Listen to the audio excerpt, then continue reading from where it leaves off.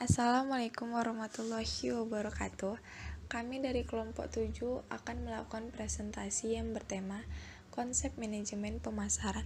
Sebelum dimulainya presentasi ini, saya akan memperkenalkan diri terlebih dahulu. Perkenalkan, nama saya Ana Pertiwi, saya akan menjadi moderator pada hari ini. Dan ada juga anggota saya yang bernama Anggraini Borusitepu, Christmas Ulina Ritonga, Wisnu Ardiansyah Putra, Widya Anggraini. Untuk mempersingkat waktu, kami akan mulai presentasi ini. Saya Widya Anggraini akan menjelaskan pengertian manajemen pemasaran. Manajemen pemasaran atau marketing manajemen adalah analisis, perencanaan, implementasi, dan pengendalian atas program-program yang didesain untuk menciptakan, membangun, dan menjaga pertukaran yang menguntungkan dengan pembeli sasaran untuk mencapai tujuan-tujuan organisasional atau tujuan-tujuan perusahaan. Menurut Kotler dan Keller tahun 2012, manajemen pemasaran atau marketing manajemen berasal dari dua kata, yaitu manajemen dan pemasaran. Pemasaran adalah analisis, perencanaan, implementasi, serta pengendalian dari program-program yang dirancang untuk menciptakan, membangun, dan memelihara pertukaran yang menguntungkan, serta pembeli sasaran untuk mencapai tujuan-tujuan perusahaan. Sedangkan manajemen adalah proses perencanaan atau planning, perorganisasian atau organizing, penggerakan atau actuating, pengarahan atau directing, dan pengawasan atau controlling. Manajemen pemasaran merupakan suatu usaha untuk merencanakan, menerapkan yang terdiri dari kegiatan mengorganisasikan, mengarahkan, serta mengawasi atau mengendalikan kegiatan pemasaran dalam suatu perusahaan agar tercapai tujuan perusahaan secara efisien dan efektif.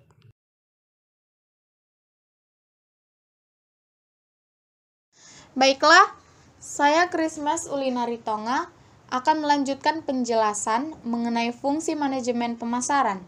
Fungsi manajemen pemasaran terbagi menjadi 5. Fungsi yang pertama adalah fungsi pertukaran. Fungsi pertukaran adalah melibatkan kegiatan yang menyangkut pengalihan hak dari satu pihak ke pihak lainnya dalam sistem pemasaran. Yang kedua adalah fungsi penjualan. Fungsi penjualan meliputi fungsi perencanaan dan pengembangan, fungsi menciptakan permintaan, fungsi melakukan negosiasi. Yang ketiga adalah fungsi pembelian. Fungsi pembelian adalah segala kegiatan dalam rangka memperoleh produk dengan kualitas dan jumlah yang diinginkan pembeli, serta mengusahakan agar produk tersebut siap dipergunakan pada waktu dan tempat tertentu dengan harga yang layak. Fungsi yang keempat adalah fungsi fisis. Fungsi fisis meliputi fungsi pengangkutan, fungsi penyimpanan, dan fungsi pemrosesan. Dan fungsi yang kelima adalah fungsi penyediaan sarana. Fungsi penyediaan sarana adalah kegiatan-kegiatan yang dapat membantu sistem pemasaran agar mampu beroperasi lebih lancar. Saya Anggraini Borusitepu. Di sini saya akan menjelaskan konsep manajemen pemasaran. 1. Produksi atau production digunakan oleh perusahaan yang percaya bahwa konsumen menginginkan produk yang terjangkau dan mudah didapatkan sehingga mudah dipasarkan. 2. Produk atau produk.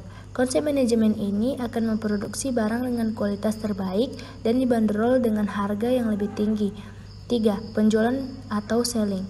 Konsep penjualan berfokus pada pemasaran produk. Konsep ini meyakini bahwa produk apapun terlepas dari kualitas, harga, ataupun permintaan pasar bisa dipasarkan apabila perusahaan menjual secara agresif. 4. Pemasaran atau marketing. Konsep ini menjadikan konsumen sebagai pusat perhatian. Perusahaan akan lebih fokus pada kebutuhan konsumen dan berusaha untuk memahami apa yang diinginkan pasar. 5. Pemasaran sosial atau social marketing. Perusahaan yang menggunakan konsep ini akan mempertimbangkan filosofi kesejahteraan sosial dalam praktik pemasaran mereka. Jadi, selain fokus pada keuntungan, perusahaan juga akan berusaha mengimbangi kebutuhan dan kepuasan pelanggan serta melakukan tanggung jawab sosial. Saya Wisnu Ardiansyah Putra akan menjelaskan tentang jenis-jenis pasar. Jenis-jenis pasar terbagi menjadi dua, yaitu berdasarkan wilayah pemasaran dan berdasarkan jenisnya. Berdasarkan wilayah pemasaran. 1. Pasar daerah. Pasar daerah membeli dan menjual produk dalam satu daerah, produk itu dihasilkan. Bisa juga dikatakan pasar daerah melayani permintaan dan penawaran dalam satu daerah. 2. Pasar lokal. Pasar lokal adalah pasar yang membeli dan menjual produk dalam satu kota, tempat produk itu dihasilkan. Bisa juga dikatakan pasar lokal melayani permintaan dan penawaran dalam satu kota. 3. Pasar nasional. Pasar nasional adalah pasar yang membeli dan menjual produk dalam satu negara, tempat produk itu dihasilkan. Bisa juga dikatakan pasar nasional melayani permintaan dan penjualan dari dalam negeri. 4. Pasar nasional. Pasar nasional adalah pasar yang membeli dan menjual produk dari beberapa negara. Bisa juga dikatakan luas jangkauannya di seluruh dunia. Selanjutnya berdasarkan jenisnya. 1. Pasar konkret. Pasar konkret adalah suatu pasar tempat pembeli dan penjual secara langsung untuk mengadakan transaksi jual barang atau jasa. 2. Pasar abstrak. Dalam pasar abstrak, penjual dan pembeli dapat bertemu secara tidak langsung atau langsung, dan barang yang ditawarkan pun hanya berupa contoh.